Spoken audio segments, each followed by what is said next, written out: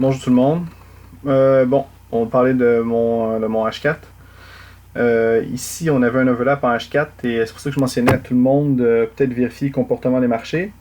Il y a eu une stabilisation sans plus et en plus, on a eu une clôture en réintégration en H4. Donc c'est pour ça que je me suis donné la peine de le partager à tous. C'est toujours un signe pour moi. Donc temporairement, on est en réintégration. Et c'est une bougie qui annonce une poursuite tout simplement haussière. Ça donne pas grand chose pour le moment, à moins d'une stabilisation.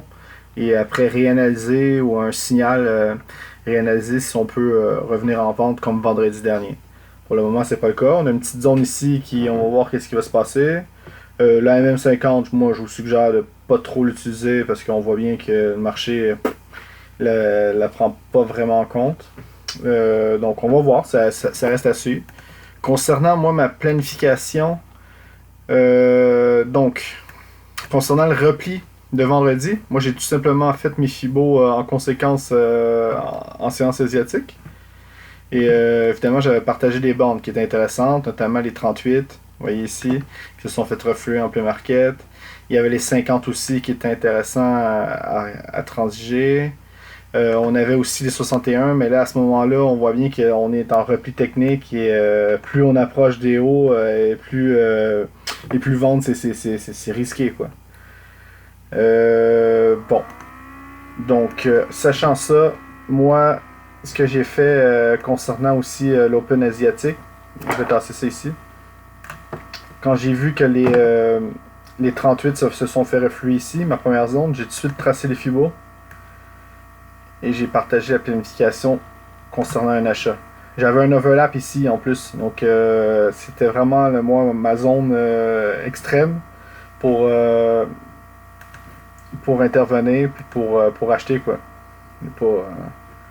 Et évidemment, ça c'était un peu plus tard. Et j'avais même fait aussi, direct au début, la petite montée ici. Je vais vraiment agrandir. Mais c'est pour vous montrer des fois qu'il faut garder un œil. Ça nous permet de voir si l'overlap aussi à l'open. Parce qu'on était en gap baissier, mais ça n'a pas été long qu'on a réintégré. On a eu un commencement de réintégration. Et moi, je ne peux pas savoir à l'avance que le marché m'affiche un overlap avant qu'il le fasse. Donc, il m'en affiche un. Il m'affiche ici un overlap à M15, vous voyez. Et il m'a affiché aussi un point haut qui je voyais on commençait à refluer. Donc j'ai tracé mes fibos et ça m'a donné, vous voyez ici, une zone d'entrée sur les 50 fibos par rapport à cette zone-ci. Ce qui me réconfortait à utiliser justement cet overlap-là pour rentrer. Donc voilà. C'est aussi ça, hein, je fais une complémentarité des deux. T'sais.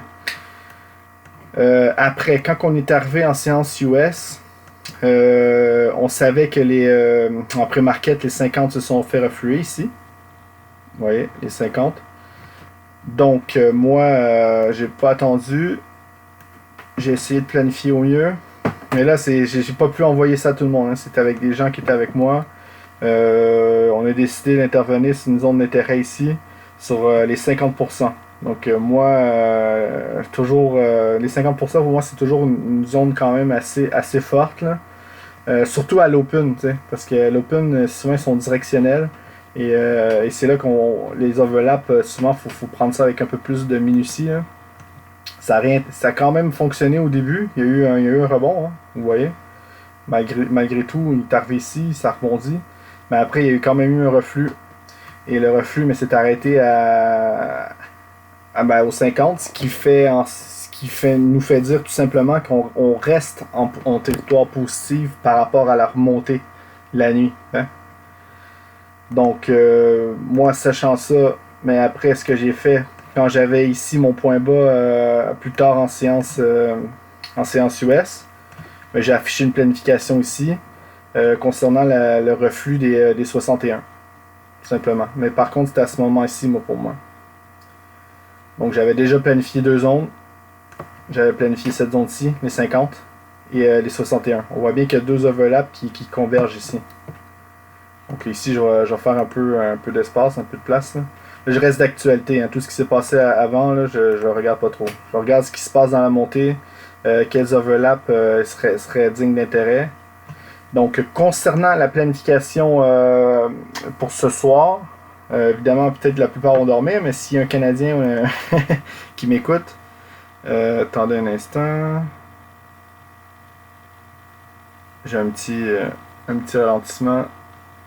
Je vais attendre.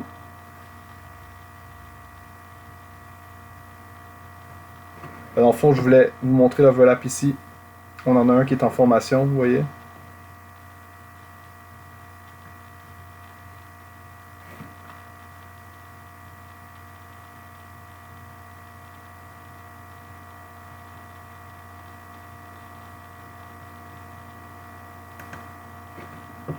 Ok. Désolé pour l'attente. Ouais, c'est ça. Donc, j'aurai un overlap ici à analyser. À vérifier pour une entrée en séance asiatique. Après, concernant les plans de vente, moi j'en ai pas pour le moment. Ça va me prendre un point haut. Et là, il va peut-être falloir prendre du recul. Peut-être prendre toute la baisse, encore une fois. Garder un œil ici. On prend toute la baisse. On regarde. On va encore se réapprocher ici de la zone ici, peut-être un petit peu plus critique qui avait été vendue. Voilà quoi. Les 50%. On a un nouveau point bas. Donc à voir peut-être ici qu'est-ce qui va se passer. Moi je vous invite à prendre ces fibos là en note. C'est grosso modo un point haut, là, le dernier point haut. Là, je parle pas nécessairement ceux-là ici, là, mais le dernier point haut ici, là, on a eu une belle descente. Prenez-le en note. Ça va vous faire des bornes. Ça va faire une borne ici à 50. Ça va faire une borne aussi ici. Vous voyez ici, il y a un overlap en horaire ici. Donc ça m'apparaît un peu plus béton concernant les niveaux de vente. Je vous le partagerai aussi concernant le cash. Je prendrai mon horaire puis je vous montrerai. Les 74%, toujours sympathique pour un extrême. Et ça va nous servir aussi pour faire en sorte que si on voit qu'il y a un repli, mais moi je vais peut-être pouvoir évaluer après admettons, prenons un exemple, le cas échéant que les 50 ici Fibo se font reprendre. Mais moi je vais peut-être réévaluer et pouvoir prendre mon point et mon nouveau point d'entrée, peut-être ici. Regardez, admettons on fait un point haut aussi, mais vous voyez, on aurait les 38 ici Fibo qui a un petit overlap ici en horaire. On aurait les 50 Fibo, vous voyez ici, qui aurait un autre overlap en horaire. On aurait les 60 Fibo qui aurait un autre overlap en horaire. Vous voyez, c'est comme ça un peu qu'on peut planifier. Mais évidemment, j'en sais rien. Il faut vraiment qu'on ait un signal, qu'on ait un signe. Donc là, pour le moment, on voit bien que la clôture est haussière. Et si vous faisiez attention encore une fois, que vous gardiez un peu le marché, il y a quand même eu des overlaps en M15 par rapport au close. On est descendu quand même un peu, mais le marché est quand même fort. Hein. Il y en avait même un ici. Puis là, on a décalé quand même un petit peu en dessous, mais c'est pas énorme. Donc si vous vérifiez vos signaux, après, mais on a quand même reflué. Donc il me resterait ceux-là ici. Voilà. Ceux-là qui sont ici, je vais les laisser en rouge parce qu'ils n'ont pas été testés.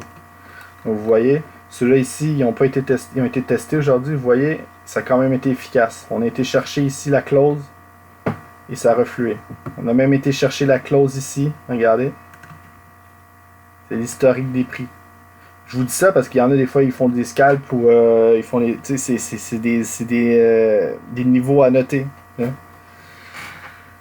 Donc, sur ça, je vous souhaite une bonne fin de soirée. Donc, je vais vous retransmettre la planification en horaire. Puis, voilà quoi. Donc, c'est pas plus compliqué que ça. On reste en attente pour un point haut. Normalement, les 56% va se faire refluer. Ça ne traversera pas nécessairement encore du premier coup. Ça va sûrement encore attendre. Donc, je vous souhaite une bonne fin de soirée.